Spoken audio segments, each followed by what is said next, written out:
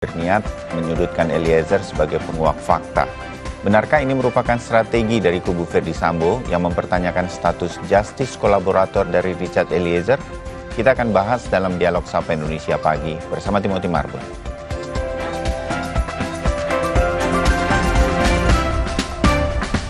Eliezer sepanjang kasus ini berjalan dan disidangkan gitu. Apakah memang ada ancaman nyata terhadap keselamatan dari Richard Eliezer atau setidaknya ada upaya untuk mempengaruhi atau mengakses Richard Eliezer selama ini yang sudah dialami atau dilewati oleh LPSK? Ya, saya kira sebaiknya kita kembali ke belakang ya, flashback lagi. Ketika proses penyidikan ini berlangsung, itu kan posisi FS masih sebagai Kadif Propam. Ya. Sebelum dia ditersangkakan. Gitu. Ketika FS masih jadi Kadif Propam, maka obstruction of justice itu juga pasti berlangsung. Ya. Dan juga jangan dilupakan Mas Timothy, sekalipun FS ini adalah Kadif Propam, dia juga punya peran serse, ya, yang kita kenal ada Satgas Merah Putih, disebutnya begitu ya. Yang punya operasi khusus untuk tindak pidana tertentu ya, yang anggotanya itu lebih sekitar 500 orang, ya, tersebar di berbagai provinsi dari Mabes, Polda dan berbagai Polda, termasuk beberapa Polres, ya, termasuk beberapa satuan elit di kepolisian, gitu loh. Jadi ya itu yang diketuai oleh Pak FS, ya. Jadi dia punya posisi sebagai polisi, sebagai Kadif Propam. Di sisi lain dia punya posisi sebagai serse, gitu, dalam tindak pidana umum atau tindakan tertentu berdasarkan SK Satgas Merah Putih tersebut. Nah, jadi jangan melihatnya dalam konteks hari ini ketika FS sudah dinonaktifkan atau diberhentikan dari kepolisian, ya. Tapi ketika itu kekuatan FS cukup besar, ya. Kekuatan yang cukup besar itu tergambar dari pemeriksaan etik disiplin mekanisme di internal kepolisian yang memeriksa mungkin kurang lebih 100 orang dari pihak kepolisian, ya kan? Beberapa dimutasi, beberapa mengalami demosi, dan yang lainnya mengalami pemecatan, pemberhentian yang tidak hormat. Itu kan menggambarkan bagaimana kekuatan FS di organisasi Polri tersebut. Ya. Jadi ketika itu situasi seperti itu. Ya. Nah, dan situasi itu tidak menguntungkan Eliezer begitu ya, dan bahkan tentu. Artinya kan pada saat itu juga tidak ada yang bisa memastikan siapa di pihak internal kepolisian yang sepenuhnya akan berpihak pada penegakan hukum, siapa yang berpihak pada FS, gitu. Ya. Selalu saja ada potensi, ada kemungkinan orang FS dalam tanda kutip itu melakukan peran-peran tertentu untuk mengeliminasi, menekan, ya, dari semua saksi atau pihak yang terlibat dalam perkara ini untuk tidak memberatkan atau tidak membuat terang dari perkara ini melibatkan FS itu sendiri. Jadi itu yang kemudian juga kami mengambil peran untuk memberikan perlindungan fisik, termasuk kami yang berada paling dekat dengan Baradae dalam rutan, ya. Termasuk kami memastikan bukan hanya secara fisik terlihat Baradae sehat, tetapi juga kami memastikan dari konsumsinya. Kami melakukan pemeriksaan medis secara reguler. Kami menyediakan tenaga psikologis, termasuk juga rohaniawan buat Baradae. Gitu. Bang Edwin, saya ingin tanya mengenai salah satu poin yang menjadi alasan dari tim pengacara mengatakan tim pengacara Ferdy Sambo ya, mengatakan mereka meragukan status justice collaborator karena Baradae ini pernah berbohong. Nah, dari LPSK sendiri yang tentu mengikuti terus bagaimana BAP maupun kesaksian apa yang disampaikan oleh Baradae, apakah status pernah berbohong ini menjadi masalah bagi LPSK dalam menentukan seorang itu apakah bisa menjadi justice collaborator? Iya, pernah berbohong itu bagian dari masa lalu Baradae, itu yang sudah kami juga mengalaminya, ya. Jadi kami salah satu pihak di luar kepolisian yang pertama-tama mungkin yang mengakses Baradae, ya. Pada tanggal 13 Juli LPSK sudah bertemu dengan Baradae. Pada tanggal 16 Juli LPSK juga pernah bertemu Baradae. Ya, kami telah wawancara dan pada minggu berikutnya dari tanggal tersebut, ya. Dan ketika itu Baradae masih dalam posisi skenario yang awal. Skenario awal itu ada tembak-menembak yang diawali dengan adanya perbuatan cabul oleh Joshua kepada Ibu PC, gitu loh, ya. Jadi kebohongan itu tidak lepas dari skenario awal yang dibuat oleh FS, gitu loh, ya. Jadi konteksnya itu begitu benar komplotan ini, ada komplotan ini yang kemudian mempunyai skenario. Kalau ditanya, diwawancara, di interview, di BAP, diperiksa, jawabannya seperti ini, kronologinya seperti ini, peristiwa seperti ini, ya, bahwa dari Duren 3 ke Saguling, dari Saguling ke Duren 3 dalam rangka isolasi, kemudian di Duren 3 ibu masuk kamar, ya kan, kemudian Joshua melakukan pelecehan, kemudian ibu teriak, kemudian Baradae turun dari lantai 2 dan Baradae melakukan kemudian Joshua menembak ke Baradae, Baradae membalas tembak Joshua, gitu loh.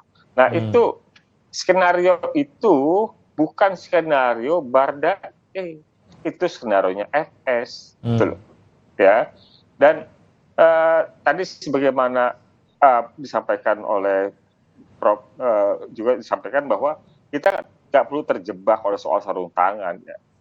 Soal perencanaan itu bukan hanya menyangkut soal alat, ya.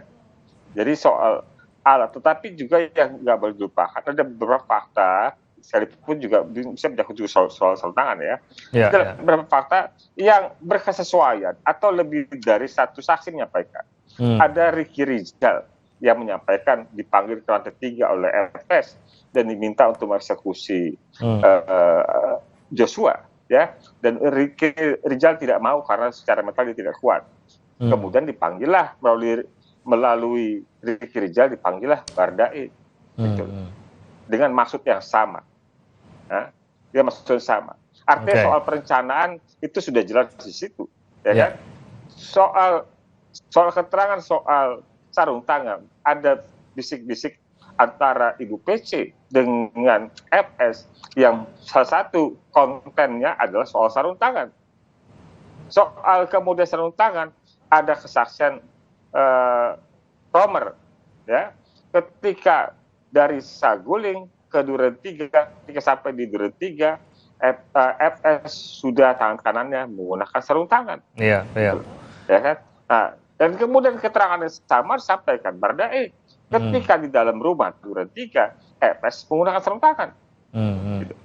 Ya kan? Jadi sarung tangannya ada lebih dari satu saksi, soal perencanaan juga ada lebih dari satu saksi. Iya, dan itu hanya salah satu bagian dari mungkin ada rangkaian lain yang bisa yang dipercaya bisa membuktikan soal perencanaan tadi itu. Ini yang tidak boleh langsung menafikan hal-hal tersebut, begitu ya, Pak Edwin, yang digambarkan.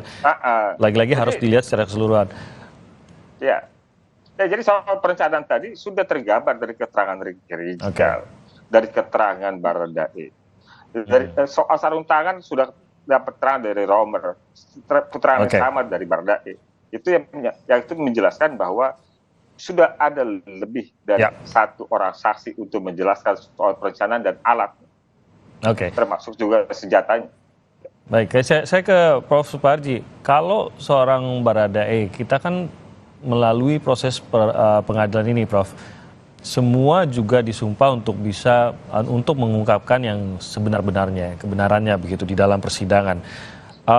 Status justice collaborator ini sebenarnya kalau Eliezer tidak memiliki status justice collaborator tapi memberikan kesaksian sebagai terdakwa dalam persidangan, dengan Eliezer yang menjadi justice collaborator memberikan kesaksian yang sama dalam persidangan, adakah nilai yang berbeda antara dua kesaksian tersebut atau status justice collaborator ini lebih kepada memberikan ruang bagi terdakwa yang dipercaya merupakan salah satu pelaku dan memiliki informasi yang penting terhadap kejadian, sehingga lebih kepada memberikan ruang tersebut, memberikan saya mungkin ada kata lain yang lebih baik, tapi dalam tanda kutip kenyamanan agar bisa mengungkapkan kebenaran, ataukah memang berbeda nilai kesaksiannya, Prof. Suparji? Ya, pertama berkaitan dengan soal dugaan kebohongan. Nah, kalau kebohongan itu berkaitan dalam konteks sebuah keadilan, saya kira itu adalah suatu hal yang perlu dilakukan. Apa maknanya? Apa yang disampaikan oleh Bang Edwin tadi? Pada mulanya berbohong dalam skenario FS. Tapi kan kemudian dalam perkembangannya jujur gitu ya, jujur bahwa ternyata yang terjadi adalah seperti yang kita saksikan bersama, bukan tembak-menembak. Ini artinya adalah sebuah kebohongan untuk menegakkan sebuah keadilan. Dan itu tidak perlu dipersoalkan, karena itu adalah sebuah keniscayaan. Nah, kemudian yang kedua adalah berkaitan dengan bagaimana eksistensi dia sebagai jase dan sekaligus sebagai terdakwa ya, dan sekaligus juga sebagai saksi untuk terdakwa-terdakwa yang lain. Menurut saya semuanya adalah dalam kapasitas yang sama, dalam arti dituntut sebuah kejujuran ya. Tetapi tentunya kejujuran tadi harus dalam konteks membongkar sebuah misteri tindak pidana tadi itu. Jadi lagi-lagi bahwa ini nanti yang akan memberikan sebuah penilaian adalah tentang bohong dan tidak bohong itu adalah jaksa dan kemudian majelis hakim ya, yang tentunya dipertimbangkan sesuai dengan kata Bang Edwin tadi itu dengan alat bukti yang lain, dengan saksi-saksi yang lain, dengan persesuaian yang lain. Selama ini yang ada sebuah narasi bahwa Eliezer itu bohong adalah kaitannya ketidaksesuaian antara ya CCTV dengan pernyataan Eliezer. Dalam CCTV disebutkan tidak pakai sarung tangan, kemudian Eliezer pakai sarung tangan. Tetapi persoalannya adalah apakah penggunaan CCTV tadi itu sudah memenuhi unsur pasal 5, pasal 6 Undang-Undang ITE, di mana pasal 6 Undang-Undang ITE ketika menggunakan informasi dan dokumen elektronik itu harus dijamin keutuhannya, harus dapat diakses dan dapat dipertanggungjawabkan. Artinya apa? Harus dilihat secara keseluruhan. Jangan sampai dilihat hanya sepotong-sepotong saja. Ketika hanya menampilkan sepotong-potong saja, maka berarti tidak memenuhi pasal 6 Undang-Undang ITE yang dapat digunakan secara sah sebagai alat bukti.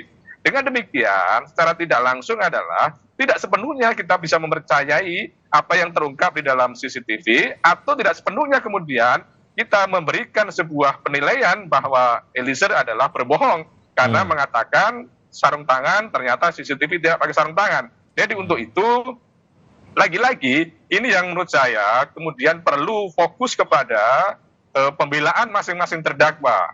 Jadi ini sepertinya sibuk mengurusi terdakwa-terdakwa yang lain dalam rangka melakukan pembelaan. Padahal sebetulnya itu tidak terlalu produktif dan tidak realistis gitu loh.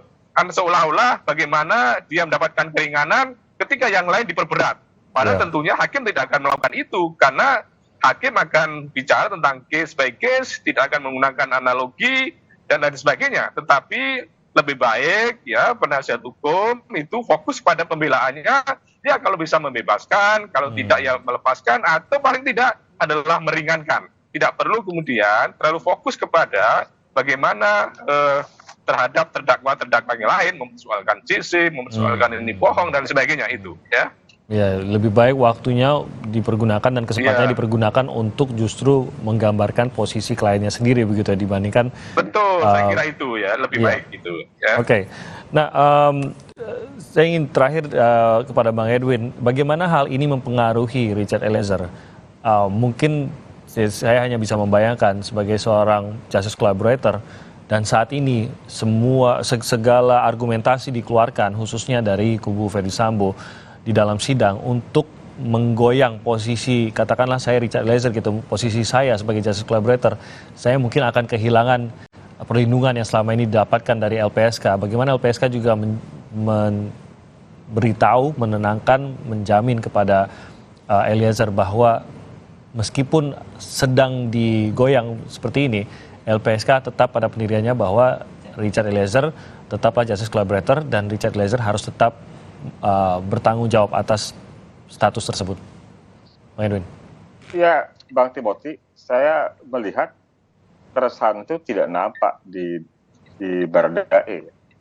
Jadi mungkin keresahan itu mempengaruhi pemirsa penonton pada persidangan ini, tetapi hal itu tidak ada nampak di Baradae. Ya, jadi Baradae saya rasa cukup yakin bahwa dia telah menjalankan kewajibannya sebagai justice collaborator untuk membuat terang perkara ini, dan sejauh ini dia tidak punya kekhawatiran itu. Di sisi lain, menurut saya sikap dari pengacara FS ini yang kemudian terganggu dengan posisi kolaborator dari Baradae kan sesungguhnya menggambarkan Baradae ini sebagai cermin dari FS gitu. Ya. Jadi buruk, kalau kata pepatah itu buruk muka cermin dibelah gitu lah. Jadi karena keterangan Baradae ini menjadi cermin dari FS, ya kan, ini yang membuat gangguan, ya, membuat itu menjadi gangguan buat pengacara FS, ya, termasuk mungkin FS itu sendiri dengan diwakili oleh kuasa hukumnya. Jadi hal yang biasa saja menurut saya, upaya-upaya dilakukan oleh kuasa hukum FS karena itu memang menjadi tanggung jawab atau kewajibannya untuk melakukan pembelaan terhadap kliennya. Ya. Baik membangun opini dengan menghadirkan ahli atau membangun opini tanpa berdasarkan hukum. Gitu. Oke.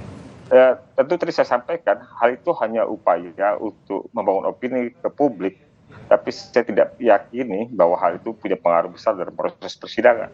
Karena kita tahu kepada siapa hakim menyatakan terdakwa berbelit, kepada siapa hakim menyatakan terdakwa berbohong. Kepada siapa hakim meminta kepada terdakwa untuk berkata jujur. Ini kan Mas Timothy. Terima kasih. Baik, terima kasih Bang Edwin Partogi, Wakil Ketua LPSK, dan juga Prof. Suparji dari Universitas Al-Azhar. Terima kasih banyak sudah meluangkan waktunya bersama kami pada pagi hari ini. Salam sehat untuk Bang Edwin dan juga Prof. Suparji. Selamat pagi. Selamat pagi Bang Timothy, Bang Parji. Saudara, kami akan kembali lagi dengan informasi lainnya. BMKG memprediksi cuaca ekstrim akan terjadi hingga malam pergantian tahun dan puncaknya di tanggal 30 Desember. Selengkapnya saat kami kembali.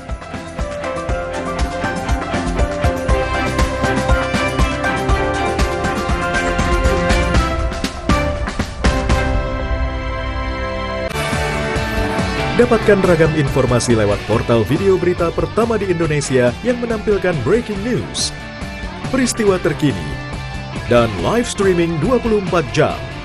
Lengkap dengan fitur live interaktif untuk ikut polling dan bertanya langsung kepada narasumber dalam program-program live.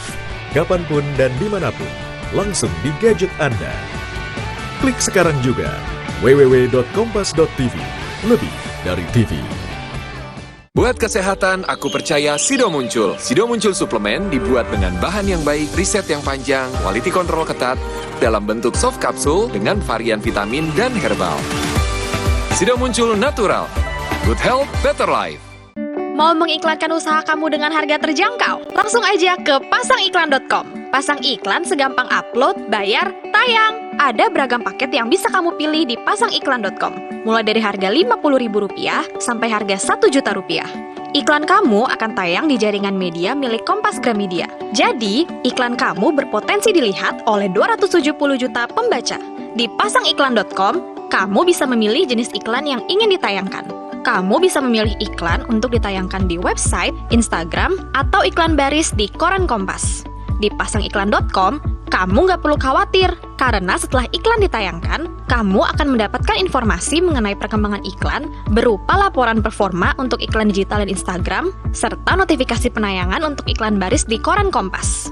Jadi, mau pasang iklan yang dilihat banyak orang dengan harga terjangkau? Segampang upload, bayar, lalu tayang? Tunggu apa lagi? Langsung aja ke pasangiklan.com.